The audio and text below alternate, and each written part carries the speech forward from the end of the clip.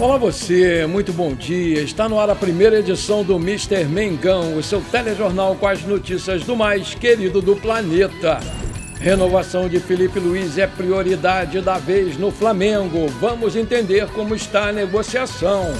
Flamengo se reapresenta no CT Ninho do Urubu com Bruno Henrique suspenso pelo STJD. Flamengo acerta a contratação de goleiro de altura extraordinária. Polêmica no julgamento, Bruno Henrique escapou com pena menor e a verdade veio à tona. Essas e outras você confere agora. Fica comigo até o final, porque aqui tem muito mais Flamengo pra você. O elenco do Flamengo se reapresentou na tarde dessa sexta-feira depois de 4 dias de folga. O Bruno Henrique, suspenso por 12 partidas pelo STJD, foi ao centro de treinamento do clube como esperado e treinou normalmente. O atacante participou de boa parte do julgamento, que durou quase 8 horas na quinta-feira passada. A suspensão não impede o jogador de frequentar o Ninho do Urubu e de participar dos treinamentos do Flamengo. O atacante, a princípio, tem que cumprir a sua punição já a partir do próximo jogo contra o Juventude, no dia 14 de setembro, domingo, pelo Brasileirão. Mas é provável que ele não desfalque o time, porque o Flamengo vai recorrer dessa decisão do Pleno do STJD. Enquanto o recurso não for julgado, vai entrar com efeito suspensivo para que o Bruno Henrique continue a jogar normalmente. O precedente indica que o efeito suspensivo deve ser mesmo garantido. Uma boa notícia veio à tona nessa reapresentação do elenco, porque depois de desfalcar o time no último jogo contra o Grêmio, no domingo passado, o Jorginho se reapresentou normalmente, sem problemas, nessa sexta-feira. E deve, sim, reforçar o time contra o Juventude. O volante participou da movimentação no centro de treinamento do Ninho do Urubu, já no campo, após 4 dias de folga do elenco. O Jorginho não teve lesão constatada, porém, por precaução, o Flamengo resolveu tirar o volante do jogo contra o Grêmio porque ele reclamou de um incômodo no músculo posterior da coxa esquerda. Naquela ocasião, Nico de la Cruz foi escalado como titular, formando dupla de meio de campo com Saúl Ñíguez. 6 jogadores não se representaram nessa sexta-feira, porque estão com as suas seleções nas eliminatórias da Sul-Americana para a Copa do Mundo de 2026. Varela, Vinha, Arrascaeta, Carrascal, Plata e Samuel Lino só voltarão ao Flamengo na semana que vem e 2 estão se recuperando no departamento médico do clube. São eles Alexandro e Pulgar. Hoje o Flamengo volta a treinar pela parte da manhã a partir das 9h30, horário de Brasília. O Flamengo acertou a contratação do jovem goleiro Nicolas, de 15 anos, que defendia o Avaí. Nascido em fevereiro de 2010, ele tem 1,94 m de altura e projeção de crescimento que pode chegar a 1,97 m. De acordo com o perfil Flabase, o Flamengo adquiriu 10% dos direitos econômicos do jogador, mantendo a opção de compra de 60%, que pode chegar até 70% no total. Os valores da negociação ainda não foram revelados. O Nicolas chega ao Flamengo para reforçar o time sub-15 e assinou contrato de formação com o clube até dezembro de 2027. O jovem goleiro se destacou nas categorias de base do Avaí e chamou muito a atenção da equipe de scouts do Flamengo. A diretoria rubro-negra decidiu investir pesado no potencial do jovem goleiro, considerando seu desempenho técnico e físico na equipe catarinense. Os crias do Ninho têm muitos motivos para comemorar nessa sexta-feira, porque na grande final da Copa Amizade Brasil-Japão, Sub-15, o Flamengo encarou o Vasco e, levando a melhor sobre o rival carioca nos pênaltis, ficou com o título da competição. Maravilha! A disputa da Copa Amizade Brasil-Japão Sub-15 aconteceu aqui no Recreio dos Bandeirantes, no Centro de Treinamento do Zico, o CFZ, que reuniu diversos times. Além de Flamengo e Vasco, a competição também contou com outras equipes brasileiras, entre elas o Fluminense e o Cruzeiro de Belo Horizonte.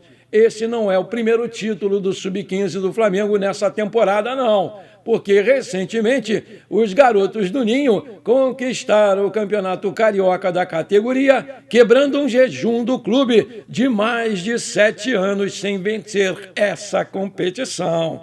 Parabéns, garotada! O NBB da próxima temporada vai contar com 20 times, diferentemente da passada, que teve apenas 18. O regulamento segue o mesmo, com as equipes se enfrentando em turno único. Nesse modo, 16 avançam para o mata-mata. O primeiro enfrenta o 16º, o segundo mede forças com o 15º e assim por diante. Desse modo, o Flamengo Basquete vai em busca do 8º título do NBB para se manter como o maior campeão dessa competição, visto que o Franca, atual detentor do troféu, tem 4. Na temporada passada, o Orgulho da Nação caiu nas semifinais justamente para a equipe que levantou a taça, o Franca. Antes de pensar no NBB, o Flamengo vai realizar a pré-temporada na Europa contra times da Espanha. Isso porque a ideia do time rubro-negro é se preparar para a Copa Intercontinental da FIBA. Sendo assim, o Flamengo estreia no Mundial no dia 18 desse mês contra o G-League United dos Estados Unidos. Maravilha! Se você está curtindo esse nosso programa, então não esquece, manda brasa agora no like para fortalecer o canal. E se você ainda não é inscrito, bora lá, me dá esse prazer, me dá essa alegria. Aperta o botão inscrever-se, aperta o sininho ali, compartilhe com amigos e parentes flamenguistas esse programa. E agora tem um novo botão aí, o hype. Quando você dá o seu like, aparece para você hypar o vídeo. Aperta ele, é de graça. E você não vai pagar nada por isso e ainda vai me ajudar demais a crescer o canal. Valeu, muito obrigado! A prioridade do Flamengo nesse momento é renovar o contrato do Felipe Luiz, que tem vínculo até o final desse ano, de 2025. E já recebeu uma proposta do clube, a qual está sendo analisada. O entrave no momento é financeiro, mas a diretoria do clube acredita que isso não vai ser um problema. O rubro-negro propôs estender o seu contrato até o final de 2026, com renovação automática por mais uma temporada. Mas é provável que o Felipe Luiz apresente uma nova contraproposta. As partes vão precisar chegar a um acordo financeiro. Pelo prestígio que o Felipe Luiz alcançou até aqui, é compreensível que o seu novo salário esteja no mesmo patamar dos principais técnicos do Brasil. O treinador não esconde de ninguém que quer trabalhar sim na Europa em algum momento da sua carreira, mas entende também, que precisa amadurecer um pouco mais, o que tem acontecido rapidamente. Como o mercado europeu é mais aquecido no meio do ano, é improvável que o Felipe Luiz dê esse passo agora. Tudo caminha para a continuidade do trabalho dele aqui no Flamengo em 2026. O Mengão enviou a proposta de renovação antes da Copa do Mundo de Clubes, mas com essa energia toda do departamento de futebol voltada para a janela de transferências, as conversas ficaram um pouco paradas. Agora, tanto a renovação do Felipe Luiz quanto a do nosso querido Arrascaeta estão no topo da fila. Disposto a subir a proposta inicial a partir do retorno do treinador, o Flamengo quer sim resolver essa pendência o quanto antes. Campeão da Copa do Brasil em 2024 e da Supercopa e Carioca de 2025, o Felipe Luiz está cada vez mais valorizado no mercado. Além disso, sob o seu comando, o time é o líder do Campeonato Brasileiro e está nas quartas de final da Copa Libertadores. À frente do profissional do Flamengo desde outubro do ano passado, substituindo o Tite, o Felipe Luiz tem apenas 6 derrotas em 65 jogos. Soma ainda 43 vitórias e 16 empates. O seu aproveitamento é de 74,3%, maior desde os 81,6% do Jorge Jesus entre 2019 e 2020. Aí eu te pergunto, você renovaria o contrato com o Felipe Luiz por mais uma temporada? Coloca aí! Após a suspensão do Bruno Henrique, o Flamengo saiu em defesa do seu ídolo, enquanto o advogado Michel Acef Filho anunciava no tribunal que vai recorrer dessa decisão. Nas redes sociais, o clube fez uma publicação em solidariedade ao seu atacante. Aspas, sempre com você, Bruno Henrique, escreveu usando as iniciais do jogador e um emoji de uma coroa de rei. Ele já foi apelidado de Rei dos Clássicos. No Flamengo, desde 2019, o Bruno Henrique entrou para o hall dos grandes ídolos dos rubro-negros e se tornou, junto com o Arrascaeta, o maior campeão da história do clube, com 15 títulos.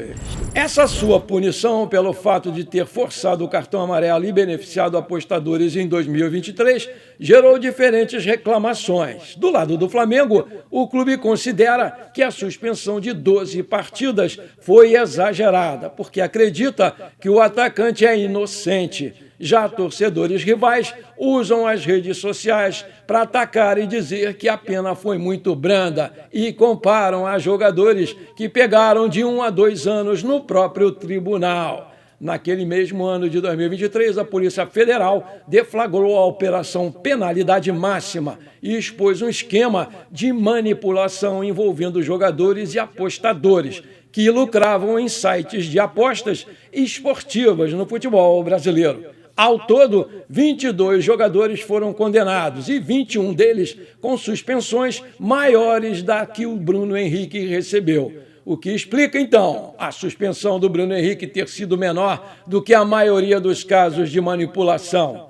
O portal GE.com foi atrás dessa resposta, que basicamente se ampara em duas grandes diferenças. O atacante do Flamengo não foi aliciado por uma quadrilha para receber dinheiro em troca. E o fato do seu clube não se sentir lesado e ter, inclusive, defendido o jogador, o que afasta o artigo de pena mais pesada. A compreensão do STJD foi que o jogador não atuou deliberadamente para prejudicar o seu clube. Pelo contrário, foi orientado pelo próprio Flamengo a tomar um cartão amarelo para cumprir suspensão antes do jogo contra o Palmeiras, considerado como jogo decisivo na briga pela liderança do Campeonato Brasileiro naquele momento. E errou ao revelar isso ao seu irmão, dando aí a chance de acontecer o que aconteceu. Ao fazer o seu voto no julgamento da última quinta-feira, o relator do processo, Alcino Guedes, argumentou que o Bruno Henrique não tomou o cartão amarelo na intenção de ajudar o seu irmão, porque poderia, sim, ter feito isso em jogos anteriores, como foi pedido. Ele comunicou em qual partida foi orientado pelo Flamengo a levar o cartão amarelo a fim de cumprir uma suspensão automática antes de uma rodada contra um adversário considerado mais forte. Vamos aguardar o que vem pela frente.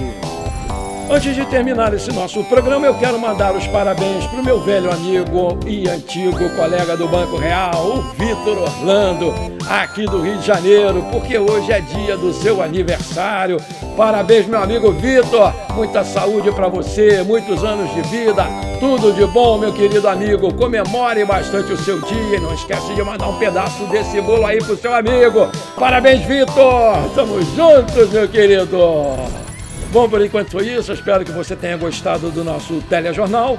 Muito obrigado por você ter ficado comigo até aqui. Não esqueça de deixar aquele like maneiro. Um forte abraço e bora ser feliz. Obrigado você que se inscreveu ontem aqui no canal. Pra cima deles, Mengão!